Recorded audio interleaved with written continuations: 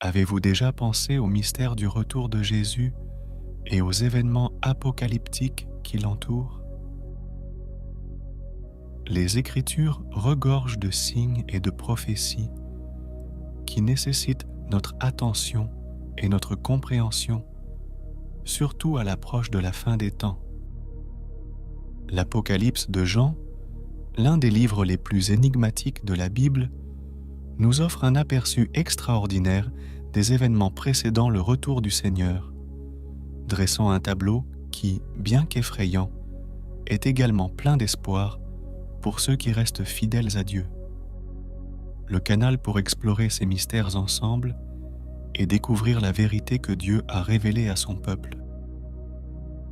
Dans le livre de l'Apocalypse, chapitre 9, nous voyons décrit un événement qui terrifie quiconque s'y concentre.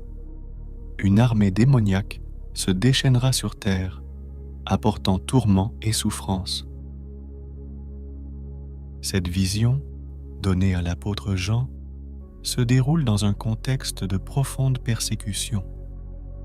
Jean écrit ces mots alors qu'il se trouvait à Éphèse, à une époque où l'empereur Domitien exigeait que chacun offre de l'encens à César, le déclarant Seigneur, une épreuve difficile pour les premiers chrétiens, dont la foi proclamait Jésus comme le seul vrai Seigneur.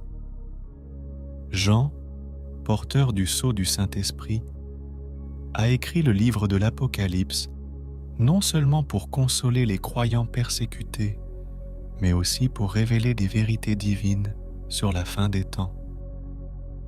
Le livre a été révélé par un ange et Jean a été transporté au ciel pour recevoir des visions qui auraient été trop grandes pour être comprises sans l'aide divine.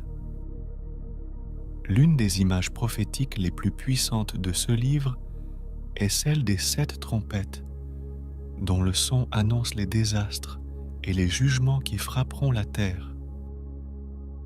Lorsque le premier ange sonne de la trompette, la grêle et le feu mêlés de sang frappent un tiers de la végétation terrestre, rappelant les plaies d'Égypte. La deuxième trompette jette une montagne en feu dans la mer, la transformant en sang, détruisant les navires et les créatures marines dans une allusion claire au jugement de Dieu. À la troisième trompette, une étoile de feu tombe du ciel, empoisonnant les eaux douces et apportant la mort parmi les hommes. Avez-vous déjà réfléchi à la signification de ces symboles?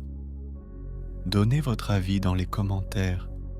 Ces images ont-elles une valeur littérale ou symbolique? La quatrième trompette frappe le ciel lui-même, bloquant un tiers de la lumière du soleil, de la lune et des étoiles. À ce moment-là, un ange prévient les habitants de la terre que les prochains sons des trompettes apporteront un jugement encore plus terrible. Les 3 malheurs. Lorsque le 5e ange sonne de la trompette, Jean voit tomber du ciel une étoile qui ouvre le gouffre de l'abîme. Des sauterelles démoniaques émergent de la fumée qui s'en dégage, avec le pouvoir de tourmenter ceux qui ne portent pas le sceau de Dieu sur leur front. Ces criquets, contrairement aux criquets naturels, sont décrits comme des créatures monstrueuses. Leur apparence est semblable à celle de chevaux prêts au combat, avec des visages humains et des dents de lion. Leur but n'est pas de détruire la végétation, mais de tourmenter l'humanité pendant 5 mois, si atrocement que les hommes chercheront la mort sans la trouver. Leur chef est l'ange des abysses, appelé Abaddon en hébreu ou Apollyon en grec, signifiant destruction. Mais qui sont ces 144 000 scellés qui seront épargnés du tourment? Au chapitre 7 de l'Apocalypse, il est question de 144 000 appartenant aux 12 tribus d'Israël, scellés par Dieu pour être protégés du jugement divin. Certains interprètent ce nombre littéralement, tandis que d'autres pensent qu'il représente symboliquement la totalité des fidèles de Dieu, appelés à triompher lors de la grande tribulation. La grande tribulation sera une période de jugement et de purification au cours de laquelle Dieu démontrera sa justice et offrira une voie de salut à ceux qui se repentent et ont confiance en lui. Cependant, nombreux seront ceux qui, malgré les plaies et les signes, refuseront. Il faut encore se repentir, continuer à suivre le diable et à adorer des idoles fabriquées par des mains humaines.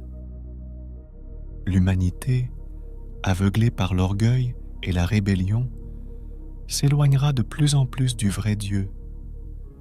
Le son de la 6e trompette entraînera la mort d'un tiers de l'humanité, libérant 4 anges liés près du grand fleuve Euphrate.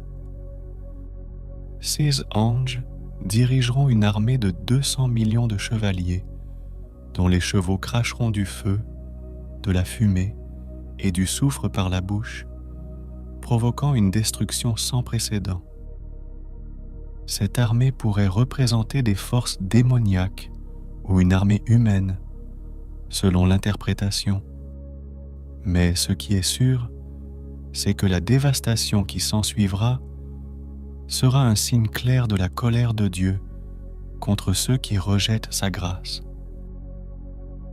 Cependant, malgré la sévérité de ces jugements, le cœur de Dieu reste miséricordieux, voulant que tous les hommes se repentent et soient sauvés.